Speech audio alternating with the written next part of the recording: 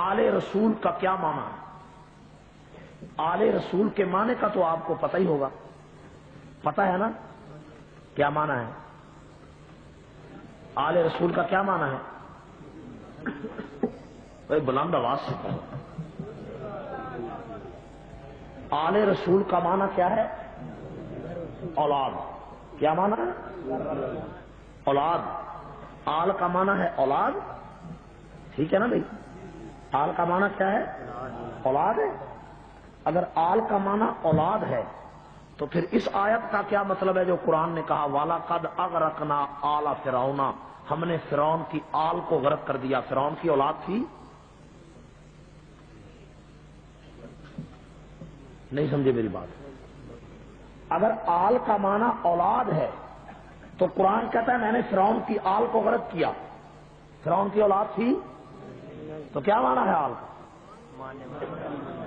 آل کا معنی جماعت۔ آل کا معنی آپ کو آپ کے دشمن نے آل کا بھی معنی نہیں پتا چلنے دیا کہ نبی کی جماعت کو نہ کوئی مان لے، اور نبی فرماتے ہیں کلو تقی و نقی فہو آلی، ہر متقی پرہیزگار میری آل۔ نعرہ تکبیر۔ ہم نے تو آل کا ہی معنی غلط سمجھا۔ اہل بیت کا کیا معنی ہے؟ اہل، اہل کا معنی والا، بیت کا معنی گھر والا۔ اہل بیت کا کیا معنی؟ یہ اہل بیت عربی کا لفظ ہے۔ اہل بیت کس کا لفظ ہے؟ عربی کا۔ اور گھر والے یہ اردو کا لفظ ہے۔ گھر والے کس کا لفظ ہے؟ اردو کا۔ اہل بیت کس کا ہے؟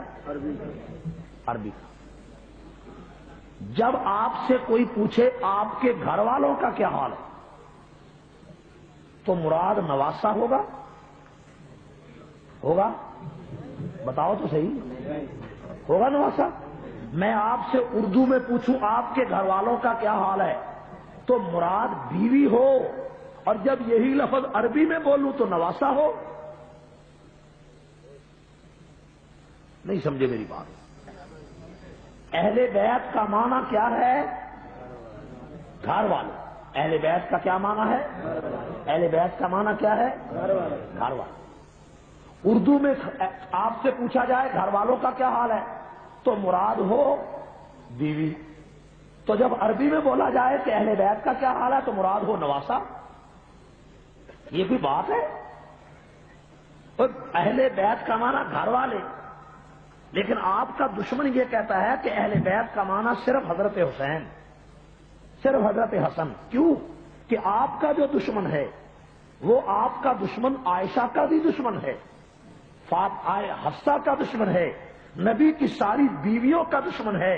اس نے آپ کے اردو کا معنی میں پنجابی میں کہوں اور تیرے کاروالیاں دا کی حال ہے تے مراد بیوی ہوئے، میں عربی اردو میں کہوں تیرے گھر والوں کا کیا حال ہے مراد بیوی ہو، اور جب میں عربی میں کہوں تیرے اہل بیت کا کیا حال ہے تو اس سے مراد تیرا نواسا ہو جائے، بیویاں نکل جائیں، عائشہ نکل جائے، حفصہ نکل جائے، میمونہ نکل جائے، زینب نکل جائے، اور ام حبیبہ نکل جائے، صفیہ نکل جائے، جویریہ نکل جائے، ماریہ قبطیہ نکل جائے، اور اسی عاتقہ ام المساکین نکل جائے، یہ عورتیں ساری نکل جائیں۔ میرے بھائیوں اپنی ان اصطلاحات کو اور ان بنیادی چیزوں کو درست کرو کہ آل رسول کے معنی کا پتہ نہیں، اہل بیت کے معنی کا پتہ نہیں، اور اس کے علاوہ ایک لفظ بولتے ہیں کہ اللہ تعالیٰ پنجتن پاک کے صدقے ہماری دکھوں کو، ہماری مشکلات کو دور کر دے گا۔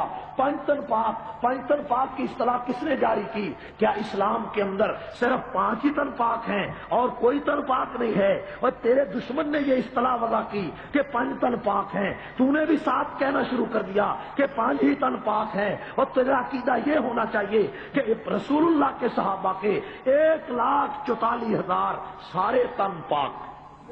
نعرہ تکبیر۔ بارک اسلام مولانا ضیاء الرحمان فاروقی۔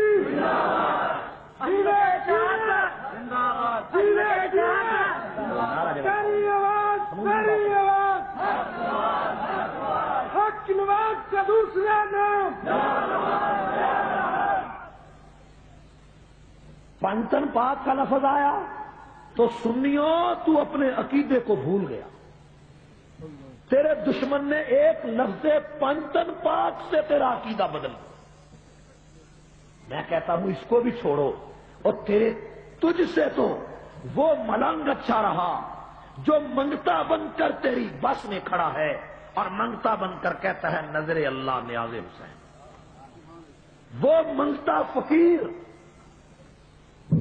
تجھ سنی سے اچھا رہا کہ جو بس میں کھڑا ہو کر تجھے کہتا ہے نظر اللہ نیاز حسین. تو نے یہ نہ سوچا کہ نظر کا کیا معنی ہے، نیاز کا کیا معنی ہے. تو نے ان معنوں پہ غور نہیں کیا. تو نے صرف حسین کا نام سنا، اسے روپیہ دے دیا. اگر تو اس کے معنی پہ غور کرتا تجھے نہیں پتا چلا وہ تیرے عقیدے پہ چھری چلا کر چلا گیا، وہ تیرے مذہب پہ چھری چلا کر چلا گیا. وہ نظر عربی کا لفظ ہے، نیاز فارسی کا لفظ ہے. نظر کا معنی بھی عبادت ہے، نیاز کا معنی بھی عبادت ہے. وہ کہتا ہے نظر تو اللہ کی ہے، نیاز حسین کی ہے. یعنی آدھی عبادت اللہ کی ہے، آدھی عبادت حسین کی ہے. اور کلمہ تو نے پڑھا ہے لا الہ الا اللہ محمد رسول اللہ کہ اللہ کے سوا عبادت کے لائق کوئی نہیں. لیکن فقیر تیرے دروازے پہ کہتا ہے آدھی عبادت خدا کی آدھی حسین کی. چاہیے یہ تھا کہ تیرے عقیدے پہ چھری چلانے کے بدلے تو اسے دھتکار دیتا، اسے نکال دیتا. تو اسے روپیہ دے گیا، وہ روپیہ بھی لے گیا.